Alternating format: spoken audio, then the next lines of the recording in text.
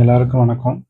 நம்ம இன்னைக்கு என்ன பார்க்க போறோம்னா, last week March 16 to 22 market வந்து எப்படி போச்சு? நான் வந்து எப்படி பெர்ஃபார்ம் பண்ணேன்? என்னென்னலாம் லேர்னிங் வந்து நான் கத்துக்கிட்டது ஃபியூச்சர்ல யூஸ் ஆகும் அப்படிங்கிறத பத்தி பார்க்க போறோம். வாங்க வீடியோக்குள்ள போலாம். அதே மாரி ஸ்டாண்டர்ட் டிஸ்க்ளைமர். ஸ்டாக் மார்க்கெட் வந்து சப்ஜெக்ட் டு மார்க்கெட் ரிஸ்க். உங்களோட ஒரிஜினல் கேஷை யூஸ் பண்ற போது ரொம்ப கேர்ஃபுல்லா யூஸ் பண்ணுங்க. 100% capital loss is possible.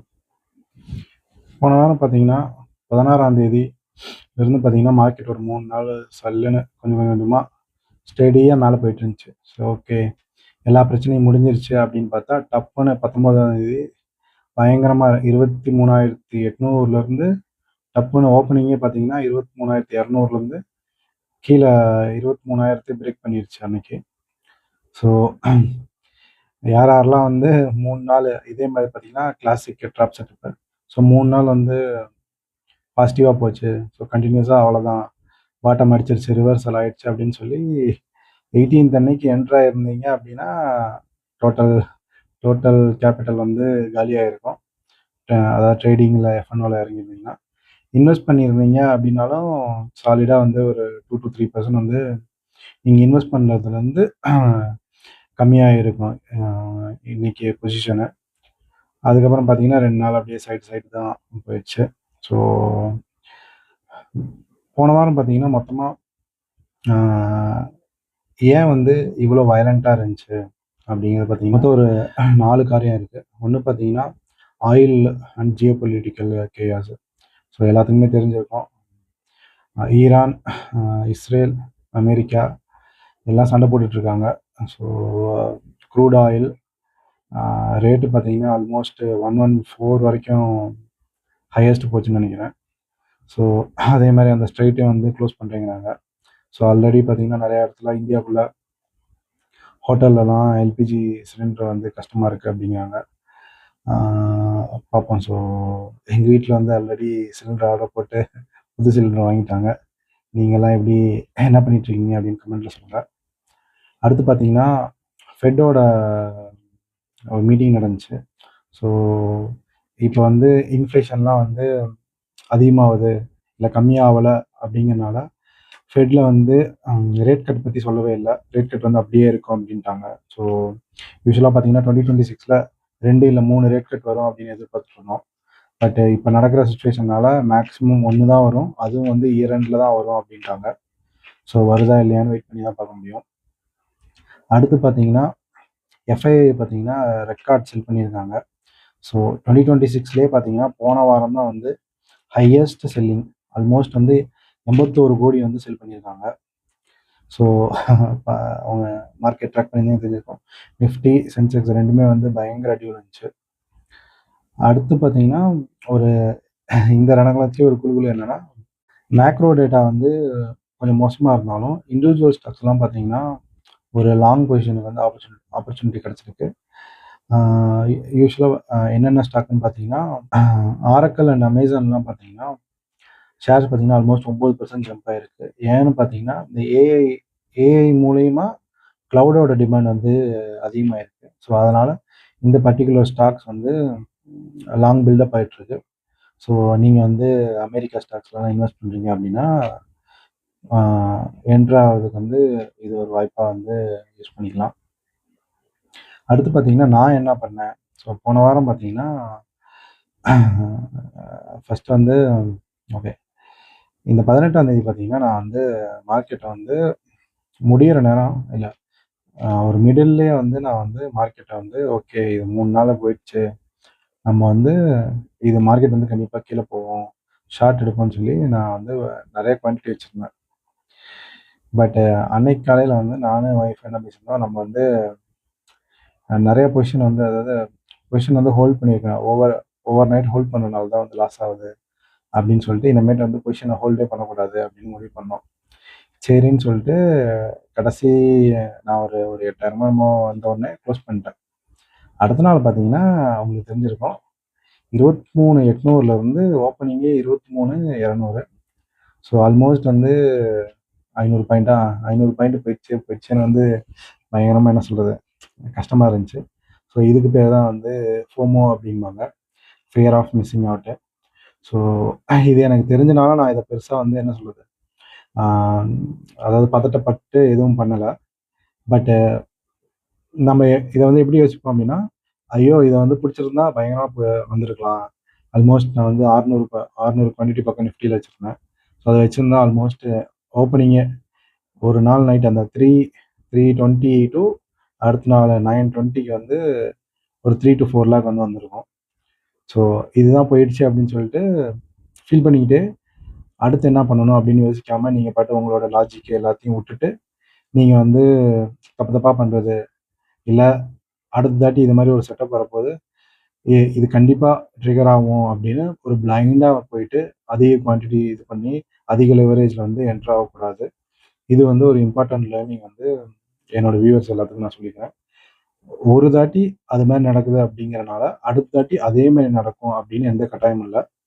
So எல்லா எல்லா பொசிஷனுக்கும் பார்த்தீங்கன்னா ஒன்லி வந்து நிறைய பேர் ப்ராபபிலிட்டி வந்து இப்படி அப்படின்னு தான் சொல்லுவாங்க. பட் ப்ராபபிலிட்டி பார்த்தீங்கன்னா எந்த ஒரு என்ட்ரி அண்ட் எக்ஸிட்டுக்கு வந்து 50% தான். நீங்கள் என்ட்ரி ஆனவுடனே உங்கள் சைடு போச்சுன்னா அது பாசிட்டிவ், உங்கள் சைடு போகலாம் அது நெகட்டிவ், அவ்வளோதான். 50% தான்.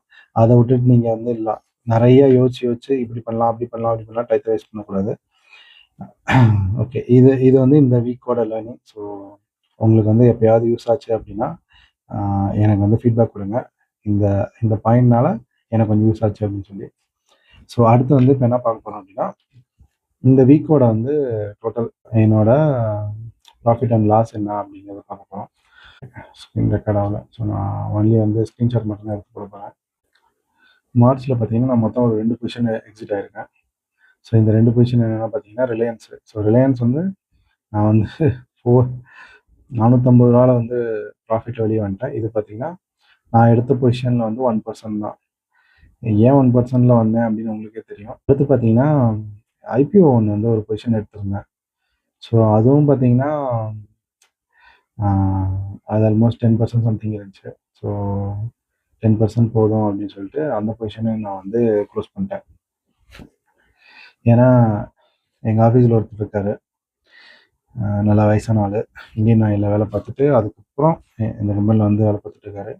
அவர் அக்கௌண்ட் பார்த்தீங்கன்னா ஈக்விட்டி, அதாவது ஈக்விட்டி இதில் பார்த்தீங்கன்னா 2 கோடி வச்சுருக்காரு, மியூச்சுவல் ஃபண்டில் 2 கோடி வச்சுருக்காரு. அவர் வந்து அவர் சொன்ன லாஜிக் என்னென்னா டெய்லி டெய்லி வந்து 1% அப்படி 1% மட்டும் நீங்கள் ப்ராஃபிட் புக் பண்ணிகிட்டே இருக்கீங்க அப்படின்னா 1,00,000க்கு வந்து 1% வச்சுங்க. ஸோ டெய்லி 1% அப்படியே புக் பண்ணிட்டு இருக்கீங்கன்னா வருஷத்துக்கு வந்து ஆல்மோஸ்ட் 200% மேலே போயிடும். ஸோ வருஷத்துக்கு 200%. ஸோ இன்னைக்கு 1% அப்படிங்கிறது இயர்லி வந்து 200%. 200% வந்து ஏன் வந்து அக்செப்ட் பண்ண மாட்டேங்கிறீங்க அப்படின்னு கேட்டாங்க. ஸோ கரெக்டான கேள்வியாக தான் இருந்துச்சு. அதனால் அக்செப்ட் பண்ணிட்டு எப்பப்போல்லாம் 1-2% வரப்போதோ அப்போயே வந்து நான் ஈக்விட்டி வந்து புக் பண்ணிவிட்டு ரொட்டேட் பண்ணிகிட்டே இருக்கேன். ஸோ உங்களுக்கு வந்து இந்த லாஜிக் வந்து கரெக்டாக இருக்கா, கரெக்டாக படுதா இல்லை தப்பாப்படுதா அப்படிங்கிறத சொல்லுங்கள். ஓகே, என்னோடய பிஎன்எல் வந்து ஓப்பன் ஆகிடுச்சு. ஸோ அதான். ஸோ ரெண்டு ஈக்விட்டியில் பார்த்தீங்கன்னா 2 ரிலையன்ஸ் செடாமேக் வந்து இந்த வாரம் புக் பண்ணியாச்சு. அடுத்து வந்து நம்ம டெரிவேட்டிவ்ஸ் போயிடுவோம். டெரிவேட்டிவோட பிஎன்எல் இதையும் நான் வந்து ஸ்க்ரீன்ஷாட் எடுத்தேன். எனக்கு வந்து ஃபுல் ரெக்கார்ட் பண்ணால் நிறைய சைஸ் வருது. ஸோ அதனால் லாஸ்ட் வீக் பார்த்தீங்கன்னா மொத்தமாக ஒரு 48,000 காட்டுது. இதுவும் பார்த்தீங்கன்னா என்ன சொல்கிறது, நாட் பேட். ஸோ நீங்கள் தெரிஞ்சுக்க வேண்டியது நான் இவ்வளோ ப்ராஃபிட் பண்ணேன் அப்படிங்கிறது இல்லை, நான் வந்து எப்படி என் ரிஸ்க்கை மேனேஜ் பண்ணேன் அப்படிங்கிறது தான் வந்து எல்லாத்துக்கும் யூஸ் ஆகும். ஒவ்வொருத்தரும் வந்து என்ன சொல்கிறது, ஒவ்வொருத்தரோட ஸ்டைலு, அவங்களோட மனப்பக்குவம், அவங்களோட கேப்பபிலிட்டி பொறுத்து தான் வந்து ப்ராஃபிட் அண்ட் லாஸ் இருக்கும். ஸோ எப்பயுமே வந்து ப்ராஃபிட் அண்ட் லாஸ் வந்து வேல்யூவாக பார்க்காதீங்க, உங்களோட கேபிட்டலோட பர்சன்டேஜாக பாருங்கள். அதுதான் வந்து கரெக்டான ஃபிகரை கொடுக்கும்.